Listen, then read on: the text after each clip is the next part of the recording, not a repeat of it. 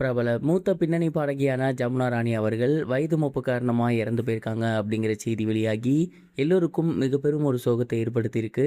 என்ன நடந்திருக்கு அப்படிங்கிற கம்ப்ளீட் டீட்டெயிலை தான் இந்த ஒரு வீடியோவில் நம்ம பார்க்க போகிறோம். கர்நாடக இசைத்துறையில் தனக்கென தனி அங்கீகாரம் பதிச்சிருந்தவங்க தான் ஜமுனா ராணி அவர்கள். இவங்களோட தனித்துவமான குரலால் ரசிகர்கள் மத்தியில் மிக பெரும் ஒரு வரவேற்பு பெற்றிருந்தாங்க.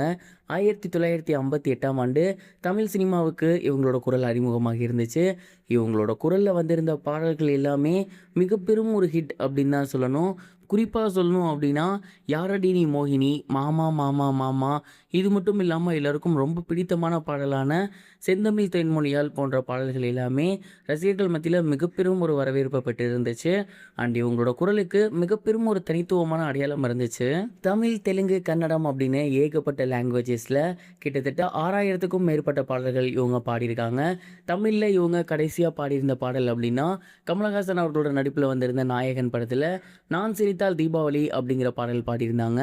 தமிழில் இவங்க பண்ணியிருந்த பாடல்கள் அனைத்துமே மிக பெரும் ஒரு ஹிட். அந்த பாடல்களில் உள்ள வாய்ஸ் எல்லாமே அவ்வளோ யூனிக்காக இருக்கும். அண்ட் இப்போ வரைக்குமே இவங்களோட பாடல்கள் ரசிகர்கள் மத்தியில் மிக பெரும் ஒரு வரவேற்பு பெற்றிருக்கு அப்படிங்கிறதுல எந்த ஒரு சந்தேகமும் கிடையாது.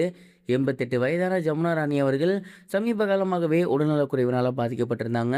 அண்ட் 88 வயசு அப்படிங்கிறதுனால ஈஸியாகவே அவங்களுக்கு ஒரு சில டிசீஸ் வந்திருக்கு. அண்ட் இந்த ஒரு நிலையில் நேற்று எப்பவும் போல் சாப்பிட்டுட்டு தூங்க போயிருக்காங்க.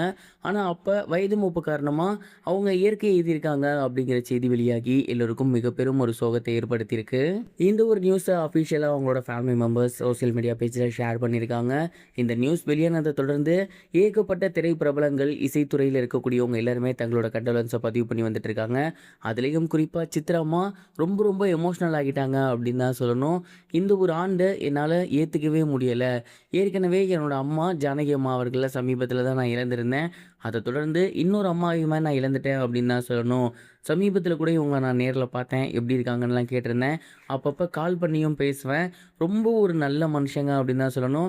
என்னை எப்போதுமே அவங்க ஒரு மகளாக தான் பார்த்துருந்தாங்க. நான் எப்போ பெங்களூர் போனாலுமே ஜானகி அம்மாவை பார்க்குற மாதிரி இவங்களும் பார்த்துட்டு வந்துடுவேன். நான் அம்மாவாக நினச்ச 2 பேருமே இன்றைக்கி என்கிட்ட இல்லை. உண்மையிலேயே இந்த ஆண்டை என்னால் ஏற்றுக்கவே முடியலை. கடவுள் ஏன் என்கிட்ட இருந்து எல்லா சொந்தங்களையும் பிரிக்கிறாரு அப்படிங்கிற மாதிரி ரொம்பவே எமோஷ்னல் ஆகியிருக்காங்க.